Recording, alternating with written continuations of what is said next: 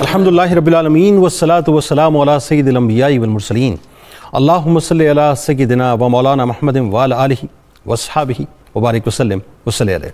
دنیا کے تمام دیکھنے والوں، تمام چاہنے والوں، تمام پیار کرنے والوں کو، اور جہاں جہاں تک اس وقت میری آواز کو سنا اور مجھے دیکھا جا رہا ہے، جنید اقبال کی جانب سے انتہائی محبت کے ساتھ السلام علیکم۔ ایک بار پھر ناظرین، آپ کو پر نور صبح میں صبح نور کے ساتھ میں خوش آمدید کہتا ہوں، اور آئیے چلتے ہیں بلا توقف حضرت ابو انیس محمد برکت علی علیہ رحمہ کی تالیف اسماء النبی کریم صلی اللہ علیہ وآلہ وسلم سے رسول اللہ صلی اللہ علیہ وآلہ وسلم کا ایک اسم مبارک پڑھنے اور سننے کی سعادت حاصل کرتے ہیں۔ سیدنا الشافی صلی اللہ علیہ وآلہ وسلم، ہمارے سردار، شفا دینے والے، درود و سلام بھیجے اللہ آپ صلی اللہ علیہ وآلہ وسلم پر، آپ صلی اللہ علیہ وآلہ وسلم کی آل پاک اور صحابہ کرام رضوان اللہ تعالیٰ علیہم اجمعین پر۔ حضرت ابو درداء رضی اللہ تعالیٰ عنہ سے روایت فرماتے ہیں کہ حضور نبی کریم صلی اللہ علیہ وآلہ وسلم کی خدمت بابرکت میں کہیں سے انجیر سے بھرا ہوا تھال پیش کیا گیا۔ آپ صلی اللہ علیہ وآلہ وسلم نے فرمایا کہ اے میرے صحابہ، اسے کھاؤ۔ ہم نے اس میں سے کھایا، اور پھر آپ صلی اللہ علیہ وآلہ وسلم نے ارشاد فرمایا کہ بلا شبہ یہ جنت کا میوہ ہے، اس میں سے کھاؤ کیونکہ یہ بواسیر کو ختم کر دیتی ہے اور گٹھیاں یعنی جوڑوں کے درد میں مفید ہے۔ ناظرین کرام، آج 7 اپریل ہے، آپ جانتے ہیں، اور آج صحت کا عالمی دن ہے۔ دنیا بھر میں ظاہر ہے آج کانفرنسز ہوں گی، آج تقاریر ہوں گی، اور صحت کے حوالے سے بہت کچھ لوگوں کو بتایا جائے گا۔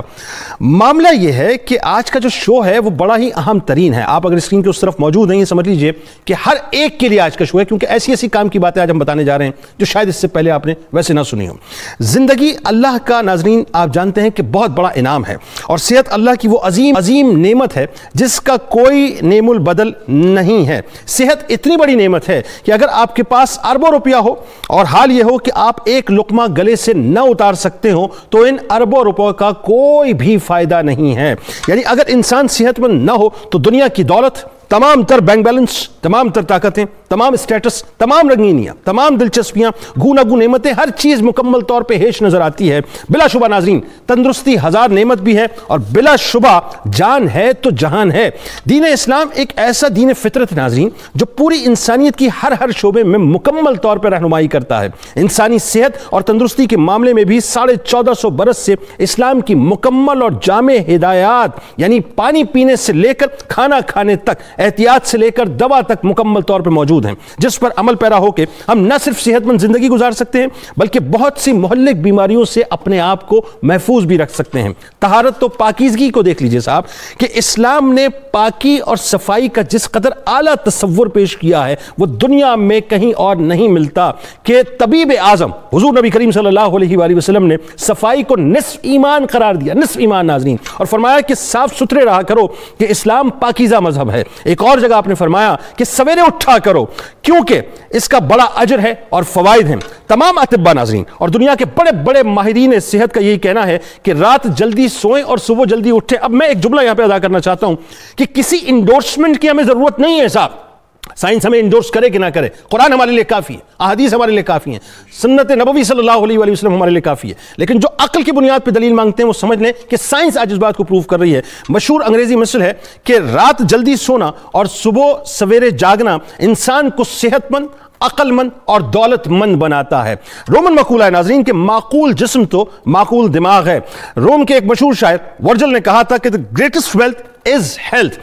غذا کے احکام اور کھانے پینے کے آداب کو دیکھ لیجئے ناظرین، چونکہ خوراک صحت میں ریڑھ کی ہڈی کی حیثیت رکھتی ہے، متوازن خوراک اور معتدل غذا سے انسان کی صحت برقرار رہتی ہے۔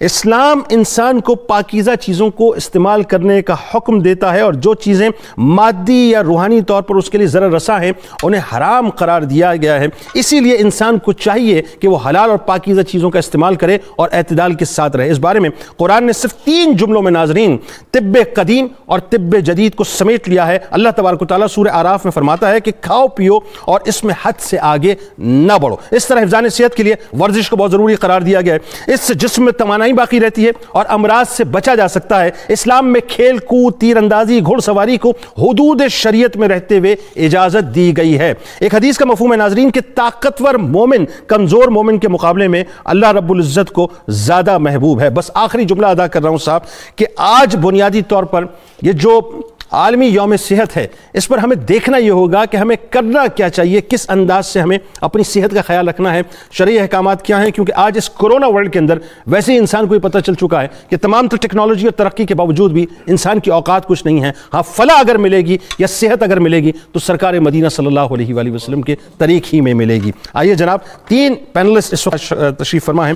پہلی شخصیت یقیناً کسی تعارف کی محتاج نہیں ہے، صبح نور کا چمکتا ہوا یوں کہہ لیجئے کہ ستارہ بھی ہے ماشاءاللہ، اور کمال گفتگو کرتے ہیں، ممتاز عالم دین ہیں، محترم جناب پروفیسر محمد اعظم نوری صاحب. دوسری شخصیت آج ہمارے ساتھ موجود ہیں، جنرل سیکرٹری ہیں پاکستان طبی کانفرنس اور ایکس ممبر ہیں نیشنل کاؤنسل فار طب کے محترم جناب حکیم محمد احمد سلیمی صاحب. اور تیسری شخصیت ہربلسٹ ہیں، ریجنل ڈائریکٹر ہیں فار ایشیا پیسیفک ڈاکٹر جمیل مہاروی صاحب.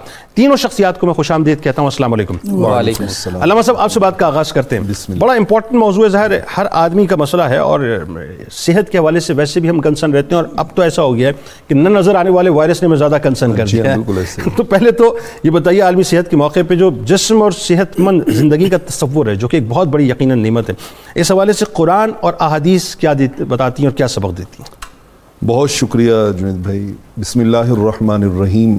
آپ نے موجودہ حالات کے تناظر میں کرونا کی وبا کا ذکر کیا تو مجھے چند اشعار یاد آ گئے کہ میں مانتا ہوں وبا کے دن ہیں، میں مانتا ہوں وبا کے دن ہیں، مگر یہ دن بھی خدا کے دن ہیں. دلوں سے مایوسیاں نکالو، ذرا سا آگے شفا کے دن ہیں. دلوں سے مایوسیاں نکالو، ذرا سا آگے شفا کے دن ہیں. جس مالک نے یہ وبا بھیجی ہے وہی اس کی شفا بھی عطا فرمانے والا. سبحان اللہ. آج اس عالمی دن کے موقع پر میں اللہ رب العالمین کے اس پیغام سے اپنی بات شروع کرنا چاہوں گا کہ اللہ کم الحاکمین نے قرآن مجید فرقان حمید میں ارشاد فرمایا وَإِن تَعُدُّوا نِعْمَةَ اللَّهِ لَا تُحْصُوهَا.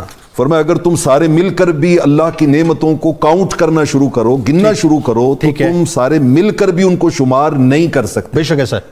اچھا، سورہ نحل میں اللہ جل مجدہ نے ان نعمتوں میں سے ایک نعمت کا تذکرہ بائیں الفاظ فرمایا کہ وَمَا بِكُم مِّن نِّعْمَةٍ فَمِنَ اللَّهِ.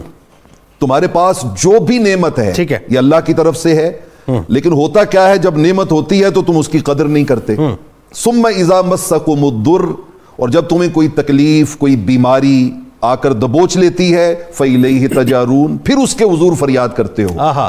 حالانکہ چاہیے تو یہ تھا کہ جب وہ نعمت موجود تھی، اور امام قرطبی رحمت اللہ تعالی علیہ نے یہاں پر اس نعمت سے مراد فرمایا کہ صحت الجسم، اللہ یعنی جس نعمت کی طرف قرآن متوجہ کر رہا ہے وہ نعمت جو ہے وہ انسانی صحت کی، عافیت کی نعمت ہے. بلکہ وہ حدیث پاک اگر ہم اس کے ساتھ ملا لیں تو بات زیادہ کلیئر ہوگی. رحمت کونین صلی اللہ علیہ وسلم نے فرمایا 5 چیزوں سے پہلے 5 چیزوں کو غنیمت. سبحان اللہ سبحان اللہ. ان میں سے ایک چیز آقا علیہ الصلوۃ والسلام نے فرمایا کہ وَصِحَّتَكَ قَبْلَ سَقَمِكَ، اللہ بیماری سے پہلے صحت کو غنیمت جانو. اور 2 چیزیں جس کا مفہوم اکثر ہماری سمجھ میں نہیں آتا، آقا علیہ الصلوۃ والسلام نے فرمایا 2 نعمتیں ایسی ہیں جو اللہ رب العالمین نے تمہیں کثرت سے عطا کی ہیں لیکن تم انہی کے معاملے میں دھوکے میں پڑے رہتے ہو. اللہ نعمتان مغبون فیہما کثیر من الناس، 2 نعمتوں کے معاملے میں تم کثرت سے دھوکے کا شکار رہتے ہو. نمبر 1 الصحت اور نمبر 2 والفراغ، اللہ انسان کی جو فراغت ہے اور اس کی جو صحت ہے. یہاں پر امام ابن جوزی نے بڑی خوبصورت بات کی ہے جناب.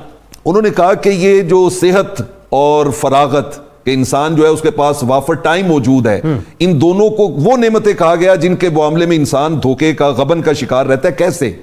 ان کا جی وہ ایسے رہتا ہے کہ بعض اوقات ایسا ہوتا ہے کہ انسان کے پاس صحت تو ہوتی ہے لیکن وہ دنیا کے معاملات میں اتنا گم ہو جاتا ہے کہ اس کے پاس اللہ کی اطاعت و بندگی کے لیے، اپنی آخرت کو سنوارنے کے لیے فرصت نہیں ہوتی. ایسا ہی ایک چیز ہے دوسری نہیں ہے.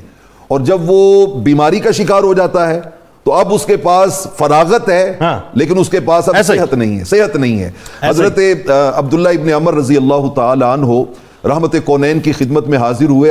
میں صحت کی اہمیت عرض کرنے لگا ہوں کہ آقا علیہ الصلوۃ والسلام اس معاملے میں صحابہ کرام کو کتنا زیادہ انسپائر کیا کرتے تھے.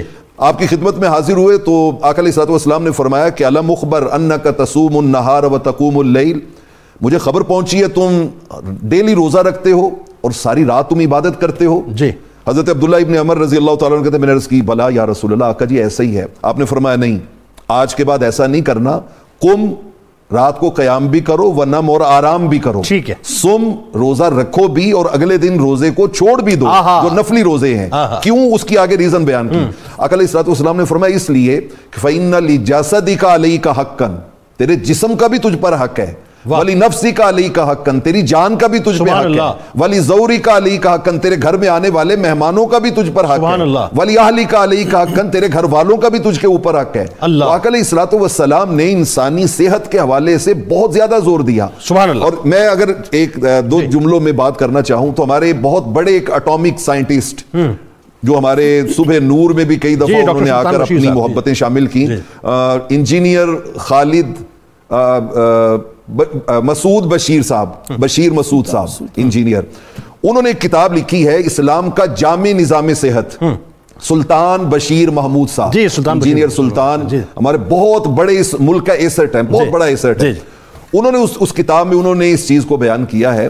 وہ کہتے ہیں کہ میں نے 70 سے 80 سال ریسرچ کی ہے اپنے ذاتی معاملات کے حوالے سے بھی اور دیگر معاملات کے حوالے سے بھی. انہوں نے کہا میں نے یہ دیکھا ہے کہ اگر انسان رحمت کونین صلی اللہ علیہ وآلہ وسلم کی عطا کردہ تعلیمات پہ عمل کرے تو اس کے بیمار ہونے کا سوال ہی پیدا نہیں ہوتا. اس میں کوئی دوسری رائے نہیں ہے، سوال ہی پیدا نہیں ہوتا. ایسا ہی ہے جی. اچھا جی ابھی بتائیے ذرا حکیم صاحب آپ کی طرف آتے ہیں کیونکہ حکمت کے حوالے سے لوگوں کو بڑے جو ہے توجہ رہتی ہے کہ حکمت کے اندر ایک تو یہ کہ سائیڈ ایفیکٹس کوئی نہیں ہوتے، دوسرا یہ کہ وہ جا کر جو کاز ہوتا ہے اس کا بیسکلی حکیم جو ہے وہ علاج کر رہا ہوتا ہے بنیادی طور پہ. اچھا اب پہلے تو سب سے پہلے بتائیے جو طب نبوی کی روشنی میں لوگوں کو کلیئرٹی دیجئے کہ صحت کتنی بڑی نعمت ہے اور کس انداز سے ہمیں اسے دیکھنا چاہیے لینا چاہیے. بسم اللہ الرحمن الرحیم. بہت شکریہ بھائی. طب نبوی کے ضمن میں اگر ہم کرونا کی ہی بات کریں تو صرف کرونا کی نہیں، میں کرونا کے ساتھ ساتھ سارے معاملات کو ہم چونکہ کرونا کے بعد پوری دنیا کے سائنسدان ایک بار پھر بالکل جو ہے نا ہو گئے پریشان ہو گئے ہیں کہ اتنی ساری ترقیات کے باوجود وہ ایسی وبا عالمی وبا پر قابو نہیں پا سکے. اور پریشانی جب اتنی بڑی پریشانی آئی تو پھر کس طرف رجوع کیا سب. لیکن اصل بات محتاج تو وہیں جاتا ہے جی. اور جب ووہان میں یہ معاملہ شروع ہوا تو اس وقت یہ ڈیبیٹ شروع ہوئی تو وہ اس وقت بھی یہ تھا کہ نبی کریم صلی اللہ علیہ وسلم کی احادیث نے ہی رہنمائی کی انسانیت کی کہ جب کہیں وبا پھیلے تو وہاں سے باہر مت جاؤ اور باہر سے وہاں مت آؤ. تو یہ جو عالمی میڈیکل سائنس کو جو نبی کریم صلی اللہ علیہ وسلم کے فرامین ہیں یہ پہلا عالمی صحت کا چارٹر ہے کہ وہ اگر آج بھی تمام تر سائنسدان مختلف جگہ بھٹکنے کے بعد نبی کریم صلی اللہ علیہ وسلم کی تعلیمات سے رجوع کر لیں تو سارے معاملات کا حل ہے. بالکل ایسا ہے. ٹھیک ہے. اس میں اور یہ وبا کے حوالے سے چین نے کس طرح کنٹرول کیا وہ اسی حدیث مبارکہ پر عمل کرنے کے بعد ہی تھا. طب نبوی کے حوالے سے بتائیے لوگوں کو صحت کا خیال کیسے رکھنا چاہیے. دیکھیں نبی کریم صلی اللہ علیہ وسلم کی تمام فرامین جو ہیں وہ prevention is better than cure کی طرف رہنمائی کرتے ہیں. ایک معالج نبی کریم صلی اللہ علیہ وسلم کے دور مبارک میں وہاں پہ مدینہ شریف میں آیا اور وہ کافی دن اس نے اپنا مطلب شفا خانہ کھولا مگر کوئی مریض ہی نہیں آیا. ٹھیک ہے. تو نبی کریم صلی اللہ علیہ وسلم کی دربار میں حاضری ہوتی ہے اس کی اور وہ شکایت کرتا ہے کہ میرے پاس شاید میں مسلمان نہیں ہوں اس لیے میرے پاس کوئی نہیں آتا. تو نبی کریم صلی اللہ علیہ وسلم نے اسے فرمایا کہ اس ہمارے علاقے کے لوگ میرے صحابہ جو ہے نا بیمار ہی کام پڑتے ہیں. اس کی وجہ یہ ہے کہ یہ وقت پر سوتے ہیں وقت پر اٹھتے ہیں اور جب تھوڑی بھوک رہ جاتی ہے تو کھانا چھوڑ دیتے ہیں. تو نبی کریم صلی اللہ علیہ وسلم نے ایسی تعلیمات فرمائی اپنے صحابہ کو. تو یہ طب نبوی بیسیکلی آپ اگر وہ حفظ صحت کے اصولوں پر نبی کریم صلی اللہ علیہ وسلم کی تعلیمات کی روشنی میں عمل کر لیتے ہیں تو بیماریوں سے محفوظ رہتے ہیں. اس کے ساتھ ہی نبی کریم صلی اللہ علیہ وسلم کے فرامین جا بجا ہمیں رہنمائی دیتے ہیں کہ مستند معالج سے علاج معالجہ کرنا ہے. ایک بڑے معروف صحابی کو جب تکلیف ہوتی ہے تو نبی صلی اللہ علیہ وسلم کی سعد بن ابی وقاص ٹھیک ہے تو پہلی دفعہ دل کی تکلیف کی تشخیص بھی فرمائی علاج بھی تجویز فرمایا مگر ساتھ ہدایت کیا دی کہ اسے حارث بن کلدہ طبیب کے پاس لے کے جی ایسا ہی ہے. تو یہ ساری چیزیں تمام تر معلومات ہونے کے باوجود ہماری رہنمائی کے لیے فرما دیا کہ اسے مستند معالج سے رجوع کرنا چاہیے. تو طب نبوی ہمیں بیماریوں کے مقابلے کے حوالے سے حفظ صحت پر عمل کرنے کی تلقین کرتی ہے کہ اور اگر اسی روشنی اور پھر اس کے ساتھ اگر بیمار ہو جائیں تو اس کے علاج معالجہ کی طرف بھی رہنمائی کرتی ہے.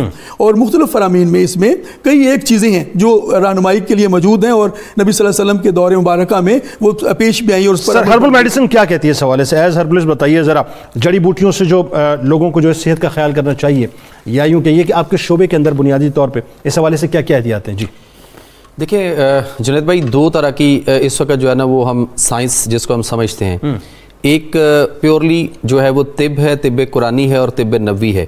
اور ہربل یعنی جو چیزیں اللہ تعالیٰ نے قدرتی طور پر پیدا فرمائی ہیں ان کے اندر شفا رکھی ہے. چونکہ قرآن کے اندر اللہ تعالیٰ نے فرمایا وَنُنَزِّلُ مِنَ الْقُرْآنِ مَا هُوَ شِفَاءٌ وَرَحْمَةٌ لِّلْمُؤْمِنِينَ، کہ بے شک ہم نازل کرتے ہیں اس قرآن میں ایسی چیزیں جن میں سراسر شفا ہے اور یہ باعث رحمت ہے مومنین کے لیے. ایکچوئل جو ہمارے ہاں میڈیکل سائنس آج اگر پوری دنیا میں صحت کا عالمی دن منایا جا رہا ہے تو وہ اس سائنس کو اجاگر کرنے کی کوشش میں مختلف کانفرنسز، ورکشاپ اور مختلف پروگرام جو ہے وہ آج ترتیب دیے جائیں گے اس سائنس کے بارے میں جو کہ سائنس ہے ہی نہیں، کہ جو انسان کو اس کی فطرت کے قریب لے کر آئے وہ میڈیکل سائنس ہوگی، اور جو اس کو اس کی فطرت سے دور لے کر جائے وہ سائنس کیسے ہو سکتی ہے؟ یعنی جو ہمارے کیمیکلز ہیں اور جتنے بھی ہمارے اسٹیرائڈز ہیں، اینٹی بائیوٹکس ہیں، لائف سیونگ ڈرگز ہیں، یہ ساری کی ساری یعنی وہ جو فرنگی طب ہے وہ ہمارے اپنے سسٹم کو جو انسان کا اس سے اس کو دور لے کر جاتی ہے اور ہم اس کو سائنس مانتے ہیں. اور اس کے بارے میں اللہ تعالیٰ نے قرآن مجید میں جو ہمارے لیے رہنمائی فرمائی ہے وہ سورہ روم میں چیپٹر 30 ورس 30 میں اللہ فرماتے ہیں کہ ہم نے انسان کو اپنی فطرت یعنی قانون فطرت پر پیدا کیا اور اس کو سیدھا راستہ دین یعنی زندگی کرنے کا طریقہ، سسٹم اور وے آف لائف دیا. اسی کو اختیار کیے رہو. اللہ کی مخلوق میں کوئی تغیر و تبدیلی نہیں ہو سکتی، یہی سیدھا دین ہے، مگر بہت لوگ نہیں جانتے. اور دوسری طرف جو آپ نے سٹارٹ لیا تھا کہ کلوا واشربوا ولا تسرفوا، سورہ الاعراف کی آیت نمبر 31 کو، تو اس کے بارے میں آپ صلی اللہ علیہ وسلم کی حدیث موجود ہے کہ پیٹ بھر کر نہ کھاؤ اور کھانے پر کھانا نہ کھاؤ، اس لیے کہ یہی مرض بیماری کا سبب ہے. اچھا وہ اس طرح سے بھی نا کچھ علماء صاحب کہ جو مسلمان مومن ہے وہ ایک ہاتھ سے کھاتا ہے اور جو کافر وہ 7 ہاتھوں سے کھاتا ہے، ایسا ہی. اچھا وہ طریقہ بھی بتا دیا ہمیں کہ طریقہ بھی کیا ہے، یعنی باڈی پوسچر بھی بتا دیا کہ بیٹھنا کس طرح سے، یہاں تک جو ہے ہمیں ٹیچ کر دیا. آپ صلی اللہ علیہ وسلم نے فرمایا کہ آپ زمین پر بیٹھ کر اور جوتے اتار کر کھائیے. پھر بیٹھنے کا بھی ایک طریقہ بتایا کہ آج اس وقت جو ہمارے ہاں پوری دنیا میں اپینڈکس کا جو ایشو آتا ہے اور اس کے بعد ہم اپینڈکس کے آپریشن کرواتے ہیں اور اس کی پین بھی بہت زیادہ ہوتی ہے، اگر ہم بیٹھ کر کھائیں اور جس طرح متحیات میں بیٹھتے ہیں نماز کی حالت میں اسی طرح سے آپ پہلے زمین پر بیٹھیں گے اور اس کے بعد پھر اپنا جو سیدھی والی آپ کی ٹانگ ہے اس کا گھٹنا جو ہے وہ آپ اوپر کو کھڑا کریں گے تو آپ کی جو وہ اندھی آنت ہے جو سب سے لاسٹ پہ جو اپینڈسائٹس والا ایریا ہے وہ آپ کے بالکل رائٹ پہ نیچے جا کے آتا ہے. تو جب آپ ٹانگ فولڈ کر کے اس کو بیٹھیں گے تو وہ آٹومیٹکلی ایک دباؤ میں رہے گا اور اس میں کوئی پرابلم نہیں آئے گی، اپینڈکس ہو ہی نہیں سکتی. یعنی آٹومیٹک ایک تو یہ اپینڈکس نہیں ہوگا، دوسرا یہ کہ آٹومیٹکلی آپ جو 3 حصوں والی بات ہے وہ نیچرلی ہو جائے گی. وہ نیچرلی ہو جائے گی، کریں نہ کریں، بالکل کریں نہ کریں، آپ کھانا ہی اتنا کھا سکیں گے. ہاں وہی بات ہے نا، اتنا ہی کھا سکیں گے جتنا آپ کی باڈی کی ریکوائرمنٹ ہے. لیکن جب ہم کھڑے ہو کر کھائیں گے اور چل پھر کر کھائیں گے تو پھر بے شمار بیماریوں اور مسائل کا جو ہے وہ ہم شکار رہیں گے. اچھا جس لیول پہ جا کے ظاہر آپ چونکہ میں وہی سوال میں ایک اور چونکہ کھانے کی بات آ گئی، پانی کے بارے میں ہمارے یہاں لوگ ایک تو پیٹ بھر کے کھاتے ہیں، اس حوالے سے آپ نے بتا دیا. پانی کا میرا اپنا ایک اوپینین ہے کہ جس طرح کا استعمال ہونا چاہیے اس طرح سے ہم استعمال نہیں کرتے. یہ بتائیے کہ کھڑے ہو کے پانی پینا اور ٹھنڈا پانی پینا اس کے نقصانات کیا ہیں؟ نبی کریم صلی اللہ علیہ وسلم کی حدیث نبوی ہے کہ پانی چسکیاں لے کر پیو. چسکیاں لے کر. اب غور جنید بھائی کرنا پڑے گا کہ پانی چسکیاں جو ہے وہ کس پانی کی آئیں گی؟ تازہ پانی، اگلا سوال تھا ویسے آپ سے، تازہ پانی کی، ٹھنڈے پانی کی یا گرم پانی کی؟ آپ دیکھ لیجئے چائنا سارا، اس کے بعد کورینز، ملائیشین، تھائی لینڈز اور ہانگ کانگ، سنگاپور، یہ میں مختلف ممالک میں وزٹ کر چکا ہوں. وہاں میجورٹی لوگ جو ہیں وہ آقا علیہ السلام کی سنت پہ گرم پانی جو ہے وہ پیتے ہیں. ٹھیک ہے. اور دوسری بات جو ہے نا کہ پانی کو کھڑے ہو کر بالکل نہیں پینا چاہیے کیونکہ پانی آپ کو بیٹھ کر پینا ہے. آقا علیہ السلام کی سنت جو ہے وہ یہ ہے کہ بیٹھ کر پانی پئیں اور کھڑے ہو کر پانی پینے. گرم پانی کے حوالے سے سنت ہے سرکار علیہ السلام کی ملتی ہے؟ گرم نہیں، نارمل پانی، معتدل پانی. جی.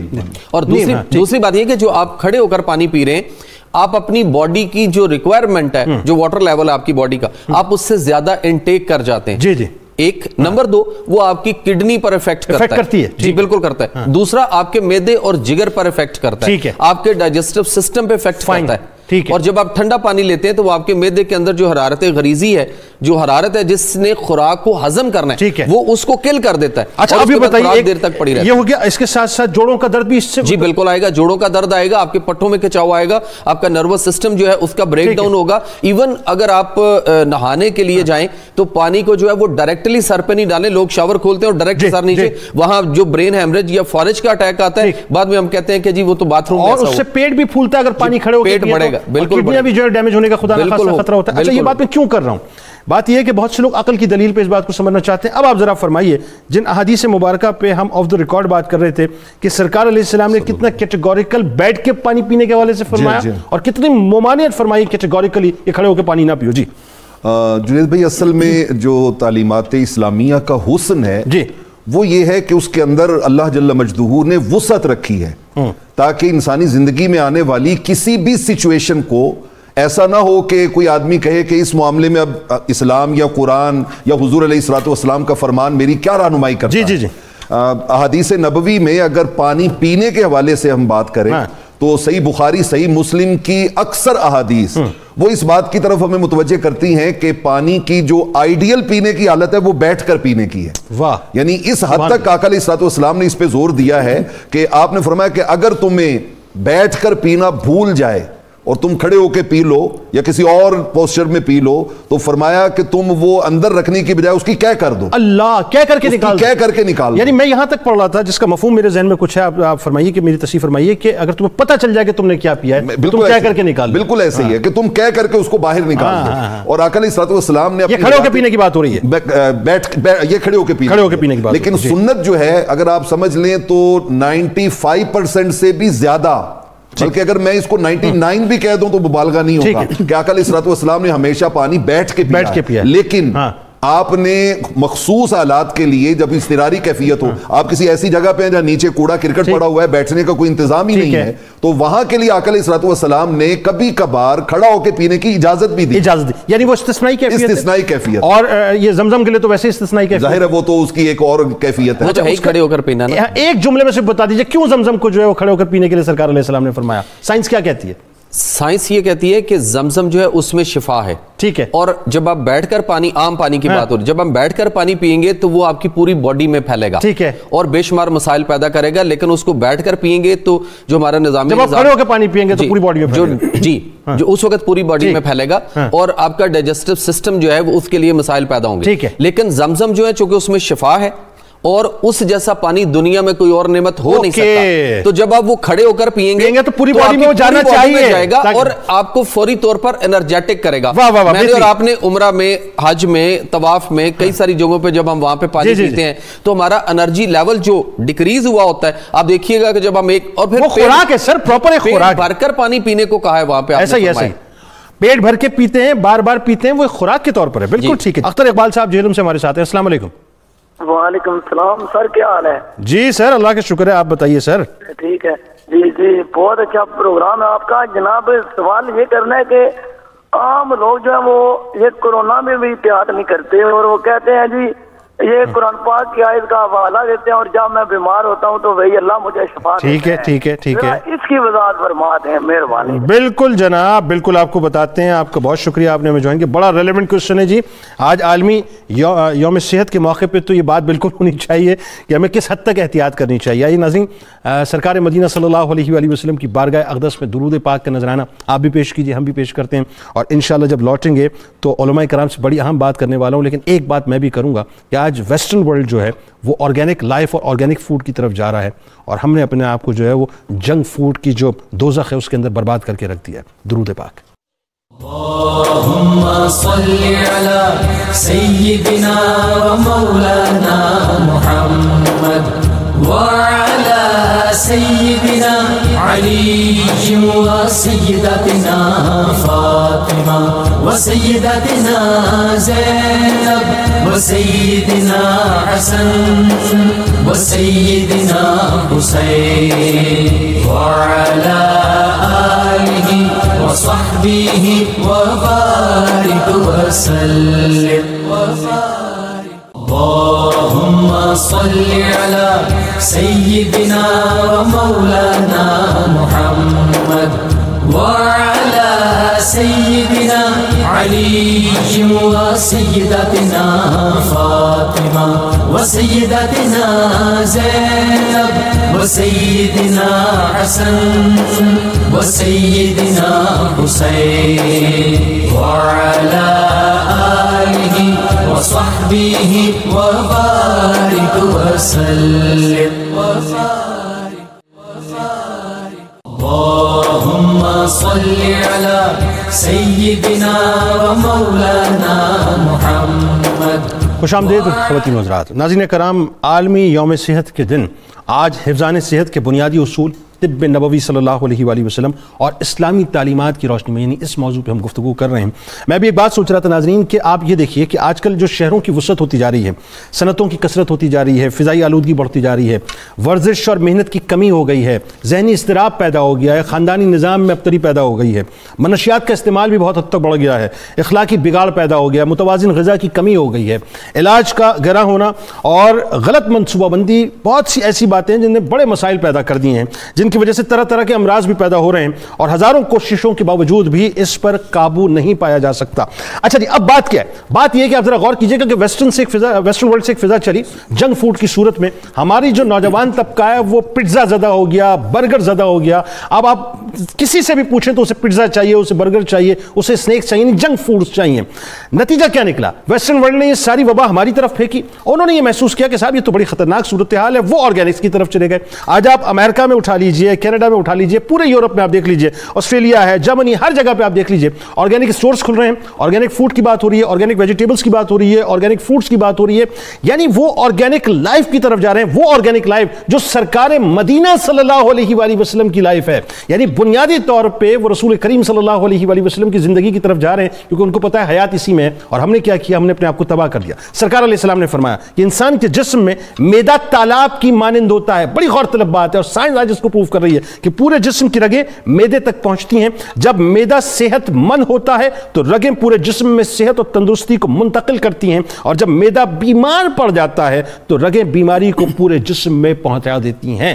بس پیزا انٹیک کریں گے تو پیزا ہی پہنچائیں گے، برگر انٹیک کریں گے برگر ہی پہنچائیں گے، اور آرگینکس کی طرف جائیں گے تو آرگینکس آپ کے جسم کے اندر نظر آئیں گے. جو کھائیں گے وہ آپ کے جسم پہ نظر آئے گا. جی علامہ صاحب، آئیے بات کو ذرا آگے بڑھاتے ہیں کہ یہ جو بطور یعنی انسانی صحت کی جو اہمیت ہے، بطور انسان، بطور مسلمان کس حد تک ہمیں اس بات کا خیال رکھنا چاہیے، یہ ذرا لوگوں کو بتائیے. جنید بھائی، اصل میں بنیادی طور پہ میں ایک حدیث پاک پڑھ رہا تھا، رحمت کونین صلی اللہ علیہ وسلم نے ارشاد فرمایا کہ بروز قیامت اللہ رب العالمین حقوق اللہ کے بعد حقوق العباد میں جب سوال جواب شروع کریں گے تو ان میں جو پہلا سوال ہے وہ یہی ہوگا کہ اللہ رب العالمین فرمائیں گے کہ اے بندے میرے بتا، کیا میں نے تمہیں جسمانی صحت عطا نہیں کی؟ سبحان اللہ. علم نصحہ جسم کا، کیا میں نے تمہیں صحت مند جسم عطا نہیں کیا تھا؟ اور یہ وہ سوال ہے کہ سنن ترمذی میں آتا ہے کہ اس کا جواب دینے تک انسان اپنے کھڑے ہوئے مقام سے 1 انچ بھی دائیں بائیں ہل نہیں سکے گا. اس قدر اہم چیز ہے یہ، اس قدر اہم چیز ہے. قرآن مجید فرقان حمید میں آپ پڑھیے نا کہ اللہ رب العالمین نے جب حضرت داؤد علیہ السلام کے زمانے میں بادشاہت کا میرٹ بیان کیا کہ بادشاہ کون بنے گا، تو اس میرٹ کو قرآن نے 2 لفظوں میں بیان کیا. ایک طرف کا بستتن فی العلم، طالوت بادشاہ بنے تھے نا جنہوں نے طالوت کو قتل کیا تھا، تو حضرت طالوت کی بادشاہت کا جو میرٹ قرآن نے بیان کیا وہ یہ کہ وہ علم میں بہت زیادہ صاحب علم ہے، اور ساتھ ہی کہا بستتن فی الجسم کہ اللہ رب العالمین نے انہیں جسمانی طور پہ بھی بہت طاقتور قوت، اور وہ آپ نے حدیث پاک انٹرو میں سنائی کہ اللہ کی بارگاہ میں کمزور مومن سے طاقتور مومن جو ہے وہ زیادہ پسندیدہ ہے. اچھا سر، ابھی بات بتائیے، یہاں پہ جیسے کہ ایک سوال بھی اختر اقبال صاحب کا آیا کہ بہت سے لوگ جو ہیں وہ آج کورونا میں اس لیے احتیاط نہیں کرتے کہ قرآن سے دلیل لاتے ہیں. وہ کہتے ہیں وَإِذَا مَرِضْتُ فَهُوَ يَشْفِينِ، جو ہے اس دلیل کو لاتے ہیں کہ جب میں بیمار ہوتا ہوں اللہ مجھے شفا دیتا ہے. تو صاحب ہم احتیاط کیا کریں؟ اللہ کی طرف سے بیماری اللہ ہی شفا دے گا. یہ بہت بڑا مسکنسیپشن ہے، یہ بہت بڑا مسکنسیپشن ہے.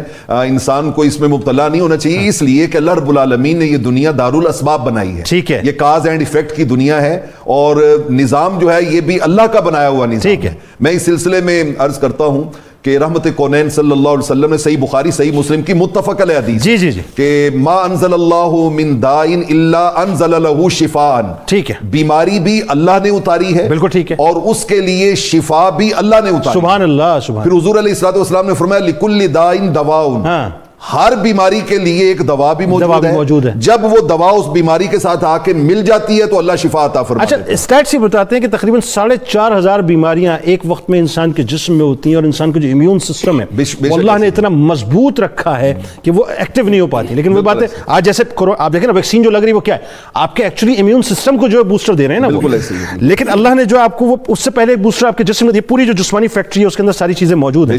اب ذرا یہ بتائیے کہ اگر میں یہ کلیم کروں کہ ٹھیک ہے یہ پرابلم ہے کہ آج صاف پینے کا پانی جو ہے 70% آبادی کو میسر نہیں ہے، آپ کو جو کہنا چاہیے کہ اچھا فوڈ میسر نہیں ہے، آپ کو جو صاف ستھرا فوڈ میسر نہیں ہے، لیکن اس کے باوجود صحت کا خیال رکھنے کے حوالے سے انفرادی طور پہ میری ذمہ داری کیا بنتی ہے؟ بے شک انفرادی طور پہ میری ذمہ داری آج کے اس عالمی یوم صحت کے اعتبار سے میں نے تو قرآن و حدیث اور سیرت نبوی اور طب نبوی صلی اللہ علیہ وسلم کا جتنا مطالعہ کیا ہے اس میں ایک چیز جو بدقسمتی سے ہمارا کلچر بن گئی ہے اس کی طرف متوجہ کیا گیا ہے، اور وہ یہ ہے کہ رحمت کونین صلی اللہ تعالیٰ علیہ وآلہ وسلم، ابھی ڈاکٹر صاحب نے وہ مصر سے آئے ہوئے طبیب کی بات کی تھی، اور اس میں انہوں نے ایک جملہ بتایا کہ آقا علیہ الصلوۃ والسلام نے فرمایا کہ ہمارے مدینہ میں اس لیے کوئی مریض نہیں ہے کہ ہم پیٹ بھر کے کھانا نہیں کھاتے، لیکن ساتھ ہی حضور علیہ الصلوۃ والسلام نے فرمایا کہ ہم اس وقت تک کھانا نہیں کھاتے جب تک ہمیں شدید بھوک نہ لگے۔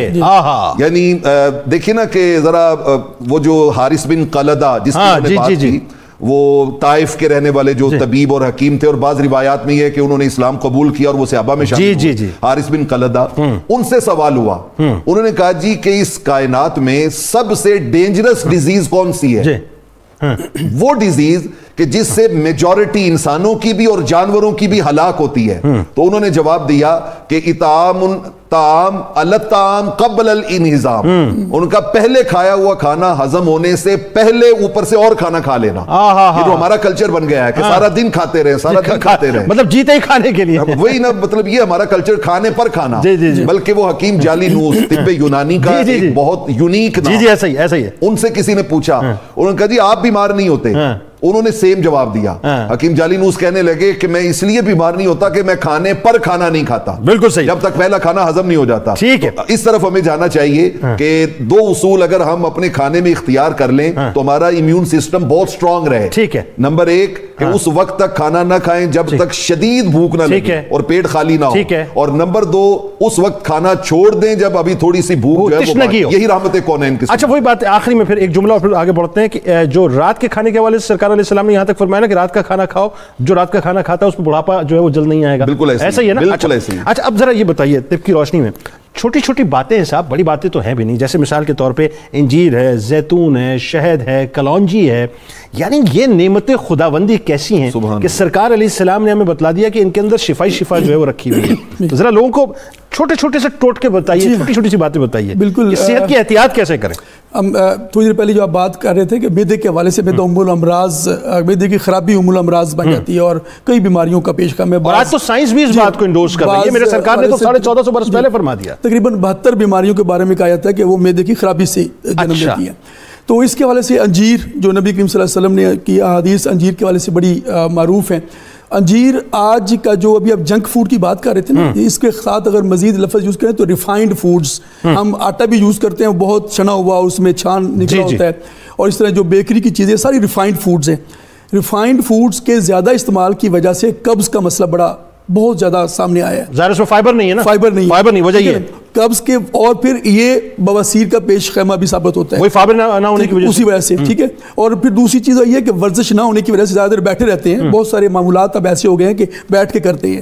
ایسے لوگ جن کو قبض کا معاملہ ہے، جن کو بواسیر کا مسئلہ ہے، انجیر ان کے لیے نعمت غیر مترقب ہے۔ رات کو 2 دانے انجیر پانی میں دھو کر پانی میں بھگو دیں، ایک کپ پانی میں نیم گرم پانی میں بھگوئیں، صبح اٹھ کے انجیر کھائے اور وہی پانی پی لیں. ٹھیک ہے. یہ بہترین قبض کشا بھی ہے اور بواسیر کا علاج بھی ہے اور اس کے ساتھ ساتھ یہ ٹونک بھی ہے. سبحان اللہ. آج کرونا کی وجہ سے جو ناشتے میں آپ کو اپنی امیونٹی کو بہتر کرنے کے لیے چیزیں ریکوائرڈ ہے، اس میں انجیر آپ کا لازمی جز ہے. اچھا. انجیر بہت شاندار چیز میں خون، سالے خون پیدا کرتی ہے، آپ کو فائبر دیتی ہے، اس کے اندر گلوکوز کانٹینٹ ہے، انرجی بھی بڑھاتی ہے.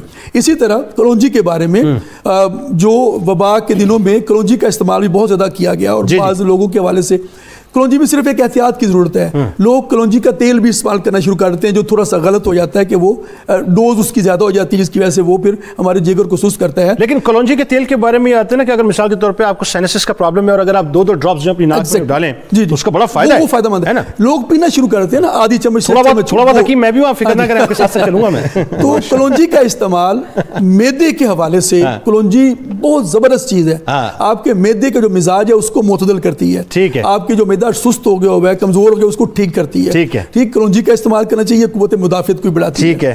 2 چیزیں کلونجی اور سنا مکی کے حوالے سے روایات میں ملتا ہے کہ کلونجی اور سنا کے موت کے سوا تمام بیماریوں کا علاج ہے. سر سنا مکی پہ ذرا سا میرا کلام ہے تھوڑا سا. یہ ایک بڑا مسکنسیپشن گیا ہے پچھلے دنوں میں اور لوگوں نے کورونا کے ابتدائی دور کے اندر جو 1-2 اسٹیٹمنٹس جو ہیں وہ بہرحال وہ میں ڈسکس نہیں کرنا چاہ رہا کہ وہ آئیں، اس کے بعد وہ یہ کہ دھڑا دھڑ لوگوں نے سنا مکی یوز کی ہے. سنا مکی کے حوالے سے سرکار علیہ السلام کی میرا خیال ہے جہاں تک میں نے پڑھا ہے، آپ ذرا انڈوز فرمائیے گا کہ وہ بنیادی طور پہ پیٹ کی صفائی کے حوالے سے اور اس حوالے سے ہے نا. جی میں وہی ایسا ہی ہے نا. بالکل ایسا میں یہی وہ حدیث مبارکہ ہے نا. تو کورونا کا علاج اس میں کہیں نہیں قطع نہیں ہے. میں وہی کرنے والا تھا. سنا مکی کے حوالے سے ایک تو یہ کہ نبی کریم صلی اللہ علیہ وسلم نے مستند معالج کی طرف رجوع کرنے کے لیے بات کہی ہے. کوئی بھی چیز اپنے طور پر استعمال کرنی نہیں چاہیے. پہلی بات تو یہ، اور یہ نبی صلی اللہ علیہ وسلم کے فرمان کے مبارک کے مطابق ہے. سنا مکی یہ بہترین قبض کشا ہے. قبض کشا ہے. ٹھیک ہے. بہترین قبض کشا ہے. ٹھیک ہے. اور میں ایک اس کے حوالے سے ریسیپی آپ کے وساطت سے چاہوں گا. سنا مکی کے پتے، اس کے ساتھ تنکے بھی ہوتے ہیں جب بازار سے لیتے ہیں، صرف پتے الگ کیجئے 70 گرام. اور یہ گلاب کی جو پتیاں ہیں، دیسی گلاب کی پتیاں 30 گرام، دونوں کو پاؤڈر کر لیں. 30 گرام گلاب کی پتیاں، 70 گرام سنا مکی کے پتے، یہ پاؤڈر کر کے رکھ لیں. جن کو پرانی سے پرانی قبض ہے وہ رات کو آدھی چمچ 1 کپ گرم پانی میں بھگو کے رکھ دیں. صبح صرف پانی نتھرا ہوا پینا ہے، اس کا جو پھوک ہے وہ پھینک دینا ہے. تو یہ پرانی سے پرانی قبض، اور خاص طور پر آج کل ذیابیطس کے مریض بہت زیادہ تیزی سے بڑھ رہے ہیں. ذیابیطس کے مریضوں کو بھی قبض کا عارضہ بہت زیادہ دیکھنے میں آ رہا ہے. ان کے لیے بھی یہ بہترین چیز ہے سنا مکی کا یہ جو پاؤڈر کر کے استعمال کرنا. اسی طرح زیتون کے حوالے سے نبی کریم صلی اللہ علیہ وسلم، زیتون ایک بہترین پھل ہے. اس کا تیل بھی استعمال کرنا چاہیے، اس کا پھل بھی استعمال کرنا چاہیے، اور یہ قوت مدافعت کو بڑھاتا ہے. اور آج اس میں جنید صاحب ایک چیز جو ہوتی ہے نا، یہ کولیسٹرول لیول کا معاملہ، یہ بہت زیادہ خطرناک حد تک بڑھ رہا ہے. اور جس طرح ہم اوور ایٹنگ کی بات کرتے ہیں تو مختلف چکنائیاں جو ڈالڈا گھی یوز کرتے ہیں یا باقی آئل یوز کرتے ہیں تو اس سے کولیسٹرول لیول بڑھتا ہے. واحد زیتون کا تیل ہے جس سے کولیسٹرول لیول ٹھیک ہوتا ہے. کیوں نہ ہو، میرے سرکار علیہ السلام نے مولا کائنات کو ترغیب فرمائی کہ علی اسے کھاؤ بھی رضی اللہ تعالیٰ عنہ علیہ السلام، اور اس کو اپنے جسم پہ مالش بھی کرو اس کے تیل سے. کیا کمال بات. ایک چھوٹی سی بات زیتون کے حوالے سے نا، ہمارے کولیسٹرول میں ڈاکٹر صاحب بیٹھے ہوئے لیپڈ پروفائل میں ایک مفید چکنائی بھی ہوتی ہے جسے HDL کہتے ہیں. کچھ بری چکنائی ہوتی ہے LDL VLDL ٹرائیگلیسرائڈز وغیرہ ہوتے ہیں، اور ایک HDL ہوتی ہے مفید چکنائی. ساری چکنائیاں باقی استعمال کرتے ہیں تو بری چکنائیاں بڑھتی ہیں تو اچھی چکنائی کم ہو جاتی ہے. اچھا، اس کی ریشو متناسب رہنا بڑی ضروری ہوتی ہے. صحیح. زیتون واحد تیل ہے جس کے استعمال سے HDL ٹھیک رہتا ہے. کیا بات ہے. ٹھیک ہے، کیا بات. اچھا، اب اس میں ایک وضاحت اور کر دیجیے، اب چونکہ وہ ظاہر ہے سوال اب بات آ گئی تو سوال پہ جانی چاہیے بات کہ ایک مجھے لگتا ہے ایسا کہ ہمارے غلط العام یہ ہے کہ لوگ زیتون کے تیل میں جو کھانا پکاتے ہیں وہ نقصان دہ ہو جاتا ہے. میرا اوپینین ہے. آپ میں آپ کے اوپینین کو بالکل انڈورس کرتا ہوں. زیتون کے تیل کو پکا کے نہیں کھانا چاہیے، اسے کچا استعمال کرنا چاہیے نا. بالکل ٹھیک ہے. اچھا، ہمارے یہاں وہ چونکہ اسٹیٹس کانشیس لوگ ہو گئے نا کہ جی کھانا کس میں پکتا ہے، آلو آئل میں پکتا ہے. وہ آلو آئل میں پک نہیں رہا، وہ زہر بنا رہے ہیں اس کو. اچھا جی ڈاکٹر صاحب آئیے اگلی بات کی طرف. اس میں 2-3 باتیں ذرا لوگوں کو بتائیے. ہمارے یہاں سافٹ ڈرنکس کا استعمال بہت زیادہ ہو گیا ہے اور آج صورتحال یہ ہو گئی چونکہ احتیاط کی ہم بات کر رہے ہیں. تو ایز ہربلسٹ آپ ہمیں بتائیے کہ سافٹ ڈرنکس، اور خاص طور پر رمضان المبارک آنے والا ہے، سافٹ ڈرنکس لوگ بہت زیادہ پیتے ہیں، دمے کا پرابلم اس میں ہوتا ہے، سانس کا پرابلم لوگوں کو ساتھ ساتھ ہوتا ہے، پھر ڈائریکٹلی مجھے لگتا ہے ایسا ہے کہ آپ کے گردوں پر اس کا افیکٹ ہوتا ہے. تو ذرا اس بارے میں لوگوں کو بتائیے. سر بات یہ ہے کہ جتنے بھی کولڈ ڈرنکس ہیں، سافٹ ڈرنکس ہیں اور انرجی ڈرنکس ہیں، یہ سارے کے سارے انسان کے لیے مضر صحت ہیں. اس کے اوپر ایک باقاعدہ ریسرچ ہوئی ہے، میں وہ ذرا اس کی وضاحت کر دیتا ہوں. بتائیے کہ اگر آپ 1 گلاس کولڈ ڈرنک، کوئی بھی کولڈ ڈرنک آپ 1 گلاس لے لیں اور ایک گلاس آپ کوئی بھی ٹوائلٹ کلینر لے لیجئے اور دونوں کو اگر ہم لیبارٹری میں لے جا کر اس کا پی ایچ ویلیو جو اس کی ہوتی ہے نا ایسڈ کتنا ہے اس کے اندر، اگر ہم اس کی وہ جانچکاری جو ہے وہ کریں پراپر اس کی، تو وہ یہ نکلتا ہے کہ آپ کے کسی ایک گلاس میں کولڈ ڈرنک میں 2.4% اس میں ایسڈ ہے. اور سیم اگر آپ کوئی بھی ٹوائلٹ کلینر لے لیجئے جو ہم باتھ روم میں فلش کو صاف کرنے کے لیے استعمال کر رہے ہیں، اس کا ایک گلاس جو ہے اس کے اندر بھی 2.4% سیم جو ہے وہ ایسڈ موجود ہے. اور دوسری بات یہ ہے کہ میں اپنی پریکٹس میں بچوں کو دیکھ رہا ہوں کہ 6-6.5 سال کے بچے میرے پاس اس وقت رجسٹرڈ پیشنٹ ہیں جن کے کڈنی فیلئر ہے اور وہ ڈائلسس پہ ہیں، بلڈ یوریا کریٹینائن اور ان کے بلڈ یوریا نائٹروجن وغیرہ سارے کے سارے بڑے ہوئے ہیں، گردے سکڑ رہے ہیں، گردوں کے سائز بڑھ رہے ہیں، اور گردوں کے اندر جو فلٹرز اللہ نے 10 لاکھ اور 10 لاکھ 20 لاکھ نیفرونز فلٹرز گردوں میں دیے ہیں جو صفائی کا کام کرتے ہیں. اور ہم کولڈ ڈرنک 15 20 30 35 روپے کی پی کر ہم اپنے گردے بھی خراب کر رہے ہیں، اپنا میدا بھی خراب کر رہے ہیں، اس کے اندر ایسیڈیٹی تذابیت، اور خاص طور پہ اس وقت ایک بیماری جو میدے کے حوالے سے ہے وہ ایچ پیلوری ہے، جس کو ہم ہیلیکوبیکٹر پیلوری کہتے ہیں. وہ اس وقت پاکستان سمیت پوری دنیا میں ہر تیسرا بندہ اس کا شکار ہے. اس کی وجہ فاسٹ فوڈ، جنک فوڈ اور فروزن فوڈ، خاص طور پہ جو ہم فریجوں میں فوڈ کا بڑا کنسپٹ ہمارے آپ دیکھیے کہ جو ہم فریجوں میں چیزیں رکھ کر فریز کر کے کھاتے ہیں، نمی جو ہے، نمی جہاں بھی ہوگی، اگر کپڑوں میں ہلکی سے نمی ہو تو طے کر کے خواتین کپڑوں میں اسی طرح نہیں رکھتی، اور اسی طرح سے اگر نمی دیوار پہ آئے تو دیوار خراب ہوتی ہے. اور فریج کے اندر نمی اور ہم ہر چیز فریج میں رکھ کے اس نمی میں خراب کر کے وہ کھا رہے ہیں، اور اس سے ہمارا میدا اور کئی ساری بیماریاں. اچھا سر، اسی طرح سے وائس ورسا اگر آپ ویسے آ جائیے اوون کے استعمال کے اوپر، ہمارے یہاں ایک تو فروزن فوڈ کا کنسپٹ بہت ہو گیا، اوون کا استعمال بھی اسی طرح سے بہت ہو گیا. سر وہ اوپر سے ریزز کے ساتھ آپ اوپر سے گرم کر لیتے، چیز اندر سے ٹھنڈی ہوتی ہے. اور اگر اندر سے ٹھنڈی بھی مطلب گرم بھی ہو جائے سر وہ آپ تو پھر بھی وہ نقصان دہ، پھر بھی نقصان دہ. اور دوسری بات جو ہم میدا یا ان چیزوں کے اوپر بات کر رہے ہیں تو میں ایز اے ہربلسٹ 2-3 چیزیں آپ کو دیتا بتائیے، ٹپ بتائیے لوگوں. جی وہ بتانے لگا ہوں کہ اس وقت جو جن کے میدے کے مسائل ہیں خاص طور پہ ان کے لیے ادرک، زیرہ سفید اور سبز پودینہ، 3 چیزوں کا کوا جو ہے. ادرک آپ نے لینا ہے اپنے ہاتھ کے انگوٹھے کا، یہ 1 پور سائز ادرک کا ٹکڑا، آدھا چمچ زیرہ سفید چھوٹا چائے والا، اور 3 سے 4 ٹہنیاں پودینے کی سبز پتوں سمیت 2 گلاس پانی میں ڈال کے چولہے پہ رکھ کے آپ اس کو ہلکی آنچ پہ پکائیں.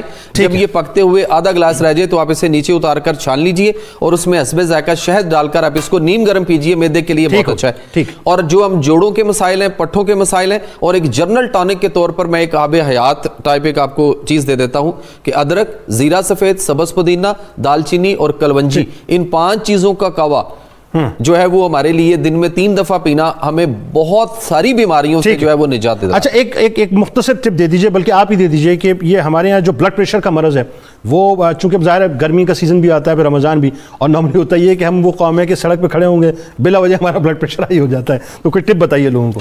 اس کے لیے ایک تو چھوٹی چندن ایک مل جاتی جس سے اسرول کہتے ہیں، اور اس کے نام پہ ادویات بھی موجود ہیں مارکیٹ میں، یہ اور سندل، ٹھیک ہے، سندل لکڑی اور چھوٹی چندن، یہ دونوں پاؤڈر کر لیں برابر وزن، اور بالکل معمولی چمچ کا 1/4 حصہ پاؤڈر پانی کے ساتھ استعمال کرنے تو بڑا فائدہ مند ہے. اس کے علاوہ دھنیا، خشک دھنیا جو ہمارے کچن میں ہوتا ہے، چینی اور خشک دھنیا برابر وزن پاؤڈر کر کے رکھیں، یہ بھی فائدہ مند ہے. اچھا سر ایک بات بتائیے علامہ صاحب، فائنلی چونکہ اب ہم جا رہے ہیں اس طرف تو دوبارہ میں چاہتا ہوں اسی طرف آ جائیں کہ اسلام نے جو ایک نظام دیا ہے ہمیں، جس میں نظام عبادات کو آپ دیکھ لیجئے، نظام معاشرت کو دیکھ لیں، نظام سماج کو دیکھ لیں، ہر جگہ پہ صحت کا خیال رکھا ہے. بلکہ ایک بات اور کہ وہ خوراک کیسے اثر انداز ہوتی ہے، بالکل ہے نا، جسمانی اور روحانی طور پہ وہ بھی ایک نظام دے دیا. اور اسی کے ساتھ ساتھ میں تو مطلب بڑی قربان جاؤں اپنے رب کے کہ کیا خوبصورت بنت فجر کی نماز سے لے کے عشاء تک آپ دیکھیے کہ جہاں پیٹ خالی ہے وہاں نمازوں کو کم کر دیا، جہاں پیٹ بھرا ہوا ہے وہاں ایکسرسائز زیادہ کروا دی. ذرا بتائیے لوگوں کو یہ مختصراً اس پر کامنٹ فرمائیے. جنید بھائی، اصل میں اسلام دین فطرت ہے نا، تو اسلام دین فطرت ہونے کے اعتبار سے آپ اس کو یوں سمجھ لیں کہ آج ہماری زندگی میں کمپیوٹر بہت زیادہ داخل ہے. جی ایسا ہی ہے. تو کمپیوٹر کا جتنا بھی سسٹم ہے وہ 2 چیزوں کے ساتھ چلتا ہے، ایک ہارڈ ویئر ہوتی ہے، ایک سافٹ ویئر ہوتا ہے. جی اللہ رب العالمین نے انسانی باڈی کو ہارڈ ویئر بنایا ہے اور اس میں موجود روح کو اس کا سافٹ ویئر بنایا ہے. جی جی جی. ہم جتنی زیادہ توجہ ہارڈ ویئر کو ٹھیک کرنے کی طرف دیتے ہیں، اگر اس سے آدھی توجہ ہم روح کے سافٹ ویئر کو ٹھیک کرنے کی طرف دے دیں تو ہمارا سارا معاملہ بہت سبحان اللہ بہت ایزی ہو جائے. میں یہاں پر مجھے جاپان کے oldest man of the world, یہ 2020 میں ان کا انتقال ہوا ہے. اچھا. چیتسو واتانابے 1907 میں پیدا ہوئے، 113 سال کی عمر پائی انہوں نے. ذرا دیکھیے، انہوں نے آخری ایام میں ایک انٹرویو دیا، ان سے کسی نے پوچھا کہ آپ کی 113 سال عمر ہو گئی ہے، اس کا راز کیا ہے؟ تو انہوں نے راز کیا بتایا؟ انہوں نے کہا جی ہمیشہ مسکراتے رہیں اور خوش رہیں، سبحان اللہ، کیا انہوں نے کہا غصہ نہ کریں، انہوں نے کہا یہ میری 113 سال، اور میں یہ پڑھ رہا تھا تو میں نے دیکھا کہ رحمت کونین صلی اللہ علیہ وسلم نے تو اس عمل کو 3 بار دہرایا۔ ایک شخص نے آگے پوچھا یا رسول اللہ مجھے کوئی ایسی وصیت کیجئے جو میری دنیا و آخرت کو سنوار دے، آپ نے فرمایا غصہ نہ کرو۔ اس نے پھر کہا حضور کوئی اور، فرمایا غصہ نہ کرو۔ اس نے کہا حضور پھر کوئی اور، فرمایا غصہ نہ کرو۔ اور حضرت انس رضی اللہ تعالیٰ عنہ کہتے ہیں کہ آقا علیہ الصلوۃ والسلام سے زیادہ مسکرانے والا ہم نے کبھی زندگی میں سبحان اللہ۔ آپ دیکھیں نا کیسی کمال بات ہے کہ وضو کرو تو جس عضو کو آپ دھو رہے ہیں اس کے گناہ جھڑ رہے ہیں، سائنس آج پروف کر رہی ہے کہ گناہ کے ساتھ ساتھ جو ہے گناہ تو اسلام کہہ رہا ہے، جراثیم جو ہے وہ ختم ہو جاتے ہیں، بیماریاں ختم ہو جاتی ہیں، بالکل ایسے ہی ہے۔ اور نماز اٹسیلف سب سے بڑی ایکسرسائز، اور طہارت کو اور صفائی کو ایمان کا لازمی حصہ قرار دیا گیا۔ آج 20 سیکنڈ تک دنیا ہاتھ دھلوا رہی ہے، آپ کو جو ہے وہ جناب وضو کی صورت میں بتلا دیا کہ پراپر وضو کر لو، پراپر غسل کر لو تو بیماریوں سے محفوظ رہو گے۔ غذا کے حوالے سے آخری جملہ بس میں جی غذا کے حوالے سے بہترین جو معمول بتایا، عشاء کے بھی آپ نے ذکر کیا، زیادہ رکھتے ہیں کہ اگر ہم پوری سال یہ معمول بنا لیں کہ رات کا کھانا جلدی کھائیں اور اس کے بعد عشاء کی نماز ہو تو آپ بہت سارے معاملات سے ویسے بچ جاتے ہیں۔ ایک سنگل لائن سر، میرا ایک جملہ ہے، خوراک کو ادویات کے طور پر کھائیں ورنہ ادویات خوراک کی طرح کھانا پڑیں گے۔ کیا بات ہے جی، آپ تینوں کا بہت شکریہ۔ آپ